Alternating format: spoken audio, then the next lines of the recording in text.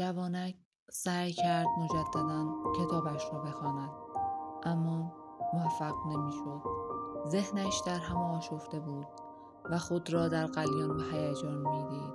میدانست که پیرمرد درست میگفت.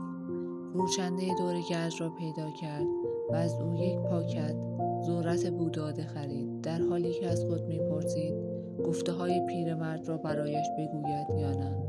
فکر کرد که گاهی وقتها بهتر است وقایع را همانطور که هستند فراموش کرد. بنابراین چیزی به دورگرد نگفت. چه اگر از اتفاقات سخنی گفته میشد، دورگرد برای فهمیدن آنها اگر همه چیزش را در آنجا رها میکرد 3 روز میبایست فکر کند، در حالی که به 4 چرخه کوچکش سخت عادت کرده بود.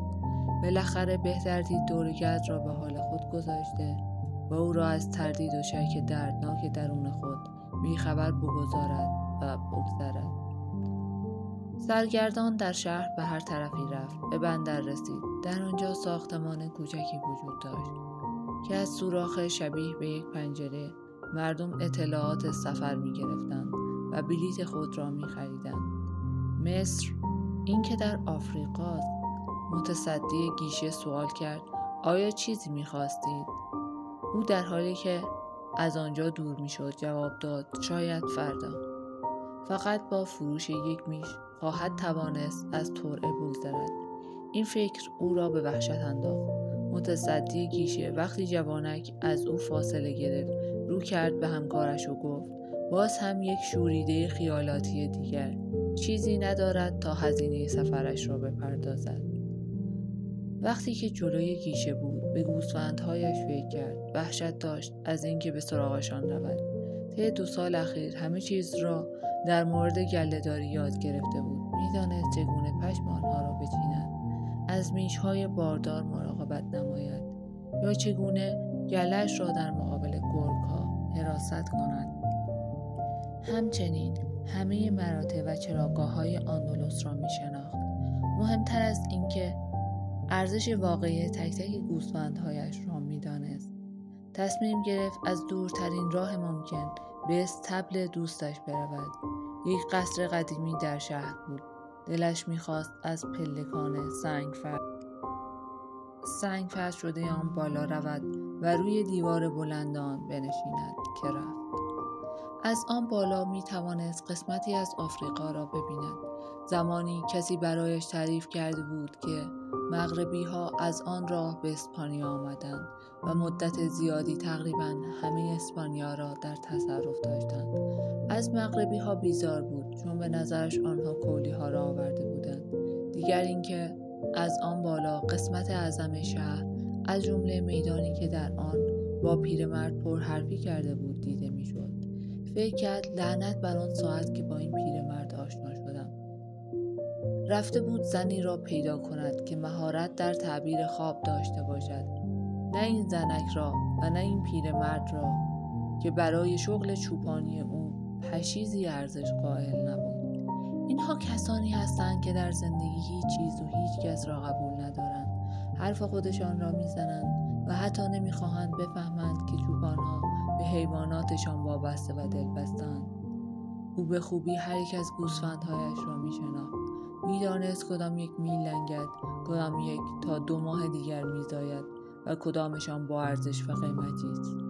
او همچنین به خوبی میدانست چگونه پشمشان را بچیند، با اینکه چگونه ذبحشان کند. اگر تصمیم به رفتن بگیرد و برود، آنها رنج خواهند برد. باد شروع به وزیدن کرد. این باد را میشناخت. به او باد لوران خاوری میگفتند. با همین باد بود که در آن کافران صحرا گرد آمده بودند. قبل از شناخت تاریفا تصور نمی کرد آفریقا اینقدر نزدیک باشد. این خود یک خطر جدی بود. خطر اینکه مغربی ها مجددا کشور را تصرف کنند. باد خاوری به شدت بیشتری می وزید و او فکر می کرد این منم که بین گوسفندهای خود و گنج هستم. باید تصمیم بگیرد بین چیزهایی که با آنها عادت کرده و چیزهایی را که دوست دارد به دست بیاورد. یکی را انتخاب کند. همچنین دختر بازرگان هم وجود داشت، اما نه به اهمیت گوسفندهایش. وانگهی هنوز به او وابسته نبود. اطمینان داشت اگر تا پسین فردا او را دوباره نبیند، در ذهن دخترک خاطری از او باقی نخواهد ماند. برای دخترک همه روزها شبیه به هم بودند، چون آدم‌ها سعی ندارند چیزهای خوب زندگیشان را ببینند و با وجود گذر خورشید در آسمان خود را از دیدن آنها محروم می‌کنند. چنین است که روزها یکی پس از دیگری شبیه به هم می‌شوند. به خود می‌گوید پدرم، مادرم، قصر قدیمی روستایی را که در آن متولد شدم همه را ترک نمودم. کاری را که آنها کرده بودند من هم کردم. گوسفندهای من هم همان کار را در غیبت من خواهند کرد. از آن بالا میدان را دید و فروشنده دورگرد را که مشغول فروش ذرت بوداده بود. پسر و دختر جوانی را دید مشغول مغازله روی همان نیمکتی که او و پیرمرد ساعتی قبل نشسته بودند. باد خاوری با شدت هرچه بیشتر به صورتش فرو کوفت و او جمله فروشنده ذرت بوداده را که زیر لب برای خود زمزمه می‌کرد ناتمام رها ساخت. بدون شک این باد مغربی ها را می آورد، یا که بوی زنهایی را با روبنده، بوی صحرا را و شاید خبر از دشواری می دهد. دشواری راه رویاهای انسانهایی که روزی از روزها با جستجوی ناشناخته ها به جستجوی طلا در پی ماجراها بهرام رفتند.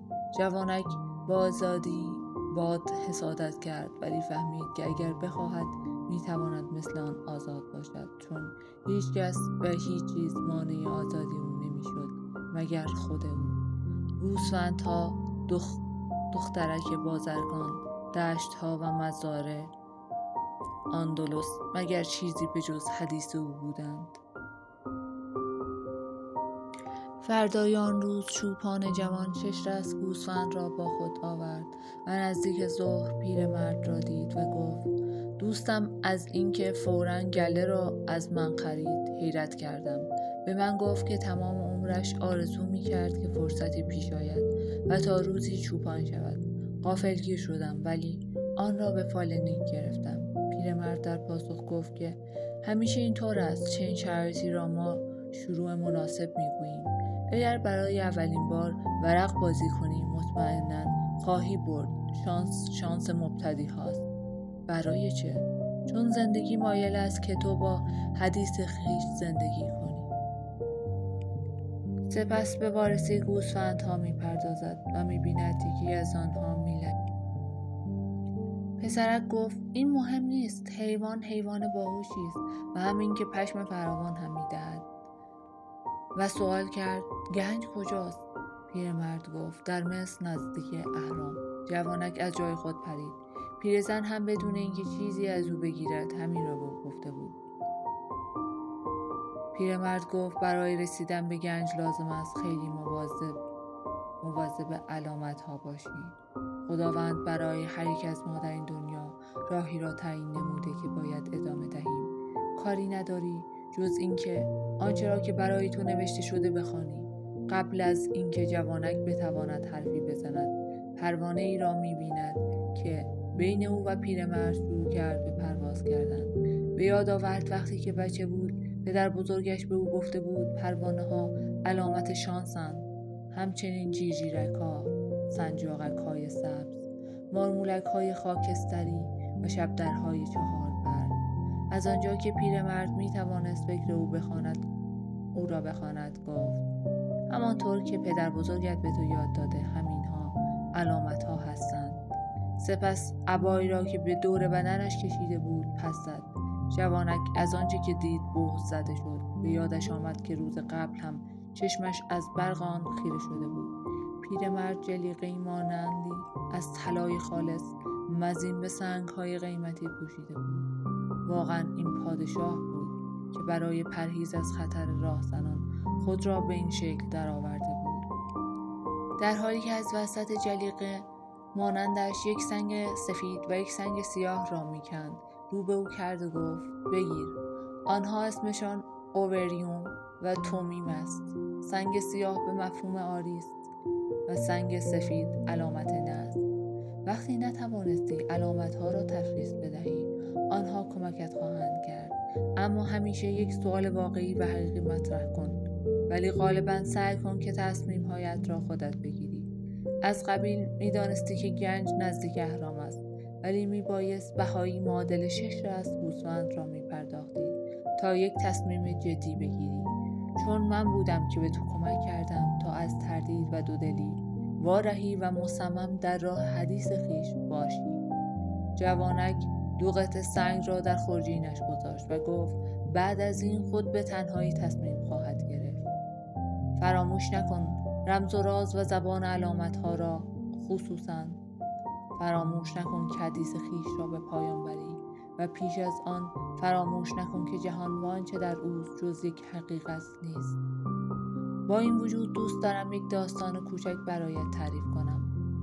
بازرگانی پسرش را نزد عالم زمان خود فرستاد تا از او نیک بختی را بیاموزد. پسر جوان 40 روز تمام صحرای سوزان و بی آب و علفی را زیر پا گذاشت تا بالاخره بر قله کوهی مقابل یک کاخ بسیار زیبای قدیمی رسید. مردی را که به جستجویش بود آنجا زندگی می‌کرد. پسر بازرگان به عوض برخورد با یک مرد زاهد وارد سالنی شد شبیه بازار مکاره. سخت در فعالیت مردم در رفت و آمد بودند. جماعتی در گوشه‌ای به وراجی و پرحرفی مشغول بودند. ارکستر کوچکی به نغمه‌های مطبوعه و دلپسند می‌نواخت و میزی وجود داشت انباشته از بهترین و لذت پذیرترین غذاهای آن منطقه از دنیا. مرد عالم با اشخاص مختلف سرگرم گفتگو بود. پسر جوان 2 ساعت تمام منتظر ماند تا بالاخره نوبت به او رسید. سپس علت و انگیزه دیدارش را شرح داد. آن مرد با دقت به حرفهای او گوش کرد و گفت اکنون وقت ندارد که اسرار نیک بختی را برایش بگوید. از او خواست که گردشی در کاخ کرده دوری بزند و 2 ساعت دیگر برای دیدارش به همین مکان برگردد. ضمناً در حالی که یک قاشق لبریز از روغن به جوانک میداد اضافه کرد از شما خواهشی دارم دقت کنید در طول گردش خود در کاخ این قاشق را طوری بگیرید که روغنش نریزد. مرد جوان شروع کرد به بالا و پایین رفتن پله‌های کاخ در حالی که چشمانش لاینقطع به قاشق دوخته شده بود. رأس 2 ساعت به حضور بخردان رسید. از او سوال کرد آیا قالی ایرانی که در اتاق غذاخوریش پخش شده بود را دیدی؟ آیا باغی را که باغبان 10 سال تمام برای به وجود آوردنش زحمت کشیده است را دیدی؟ آیا به پوست‌های زیبایی که در کتابخانه‌اش وجود داشت توجه کرده است؟ پسر جوان با حالتی در هم آشفته اعتراف کرد که هیچ چیز را ندیده، چون تنها فکرش این بوده که قطره‌های روغن را که به او سپرده شده بود نریزد. مرد دانا گفت که اینطور بهتر است برگردی و زیبایی‌های دنیای مرا بشناسی. نمی‌شود به کسی اعتماد کنی تا زمانی که خانه‌ای را که در آن زندگی می‌کند نشناسی. پسر جوان با آسودگی و اطمینان بیشتر قاشق را به دست گرفت و به گردش در کاخ پرداخت، در حالی که در این گردش نسبت به همه چیز دقیق بود. به تمام آثار هنری که به دیوار و سقف نصب شده بود، به باغات و کوه‌های اطرافش، به لطافت گلها، به ظرافتی که برای جایگذاری آثار هنری به کار رفته بود و غیره که در مراجعت همه آنها را که دیده بود با جزئیات کامل بیان کرد. اما دانا مرد از او سوال کرد 2 قطره روغنی را که به تو سپرده بودم کجا هستند؟ پسر جوان در حالی که به قاشق نگاه می‌کرد دریافت که قطرات روغن را ریخته است و آن مرد وقتی متوجه آشفتگی پسر جوان شد مدتی در خود فرو رفت و مجددا گفت که اینطور و ادامه داد نکته همینجاست. تنها نصیحتی که برای تو دارم این است که سر نیکبختی هوشیار بودن در وقت دیدن زیبایی‌های اغوا کننده جهان است، بی آنکه قطره روغن درون قاشق از یاد برود. جوان بدون اینکه سخنی بگوید مات و متحیر پیام پادشاه پیر را دریافت و داستان را فهمید که یک چوپان جوان هم میتواند سفرهایی را دوست داشته باشد، اما هرگز نباید میشها را فراموش کند. پیرمرد نظری به جوانک انداخت و دستهایش را به طرز غریبی روی سرش تکان داد. وانگاه گوسفندهایش را جمع کرد و رفت. در کمرکش شهرک تاریفا قلعه‌ای بود قدیمی که در گذشته‌های دور مغربی‌ها آن را ساخته بودند. با نشستن روی دیوارهای مرتفعش میتوان میدان شهر، یک فروشنده دورگرد ذرت بوداده و قسمتی از آفریقا را دید. ملک صادق، پادشاه سالم، عصر آن روز روی باروهای قلعه نشست. روی صورتش وزش بادی را که اسمش باد خاوری بود احساس میکرد. میشها در کنار او آرام نمیگرفتند، ناراحت و آشفته بودند. همه این پریشانی ها ناشی از عوض شدن صاحبشان بود. آنها با وجود اینکه تنها نیازشان فقط خوردن و نوشیدن بود، به چوپان هم عادت کرده بودند. ملک صادق قایق کوچکی را دید که از بندر دور میشد. او چوپان جوان را دیگر نخواهد دید، همانطور که ابراهیم را پس از پرداخت عشریه هرگز ندید. ملک ها آرزویی نباید داشته باشند، چون با حدیث خویش نیستند. ولی ملک سالم در عمق وجود خود برای جوانک آرزوی موفقیت کرد.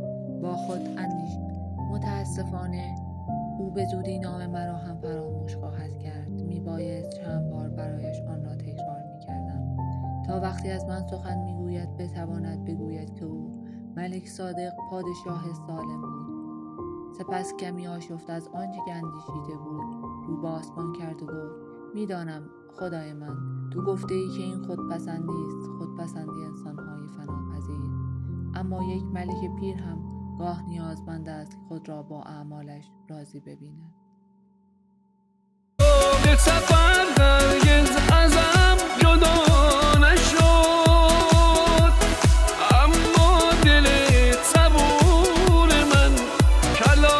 شد